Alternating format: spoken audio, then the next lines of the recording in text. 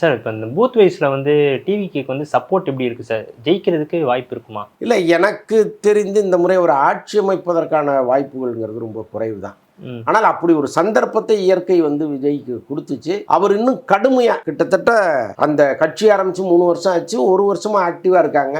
ஒரு 6 மாசம் அவர் ஒரு கடுமையான முயற்சி எடுத்து எல்லா தொகுதிகளுக்கும் பயணம் பண்ணி 234 தொகுதியிலையும் விஜய் கால்படாத இடம் இல்லை அப்படிங்கிற ஒரு சூழ்நிலை உருவாயிருந்தா இன்னைக்கு வந்து இப்ப நீங்க கேட்கிற கேள்விக்கு நான் ஆமான்னு கூட பதில் சொல்லுவேன். ஆனால் அவருக்கு இருந்த அந்த பெரும்பான்மையான ஆதரவு, முக்கியமா பெண்கள், குழந்தைகள், இந்த 30 வயதுக்கு கீழ்ப்பட்டவர்கள், இவங்க எல்லாருக்கு மத்தியிலையுமே விஜய்க்கு வந்து ஒரு பெரிய மாசு இருந்துச்சு. மாசுன்னு தான் அதை சொல்லணும். அன்பு ஆதரவுங்கிறத தாண்டி மாஸ் அப்படின்னு தான் சொல்லணும். அது இருந்துச்சு. அதை கரெக்டாக அவர் பயன்படுத்த தவறிட்டாருங்கிறது தான் அதில் ரொம்ப பார்க்க வேண்டியது.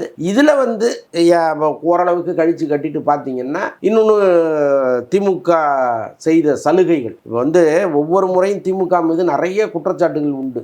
பயங்கரமான ரவுடிசம் இருக்கும், அதெல்லாம் பார்த்துருப்போம். இந்த முறை வந்து என்னென்னா அவங்க இந்த ஒவ்வொரு குடும்பத்திற்குள்ளேயும் அவர்களால் திமுக அரசால் பயன்பெற்றவர்கள் இருக்காங்க. அது மாணவர்களாகட்டும், மாணவிகளாகட்டும், குடும்ப தலைவிகளாகட்டும், இந்த எல்லாருமே வந்து பயன்பட்டு இருக்காங்க. இதை தாண்டி வந்து அவங்க ஒரு எத்திக்ஸோட இல்லைங்க நாம இவருக்கே போட்டுடலாம் அப்படின்னு நினைச்சா வேற. ஆனால் இதுல வந்து என்னன்னா விஜய் மீது இருக்கிற அன்பு ஒரு பக்கம், திமுக செஞ்ச நன்மை ஒரு பக்கம். இது ரெண்டுத்துக்கு நடுவுல நின்று தவித்த பல பேர் இங்க இருக்காங்க. இதையெல்லாம் தாண்டி குடும்பத்தில் இருக்கிற குழந்தைகள் பேசுறது, இப்ப அவரே கரெக்டா பல்ச பிடிச்சிட்டாரு. இந்த சின்ன குட்டீஸ் எல்லாமே வந்து உங்க தாத்தாட்ட, அப்பாட்ட, மாமாட்ட, சித்தப்பாட்ட கேளுங்கன்ட்டாரு. அவர் சொன்னதை வந்து ஏதோ நமக்காக சொன்னது மாதிரி நினைச்சிட்டு எல்லா பிள்ளைகளும் ஒவ்வொரு வீட்லையும் டார்ச்சர் பண்ண ஆரம்பிச்சிட்டாங்க.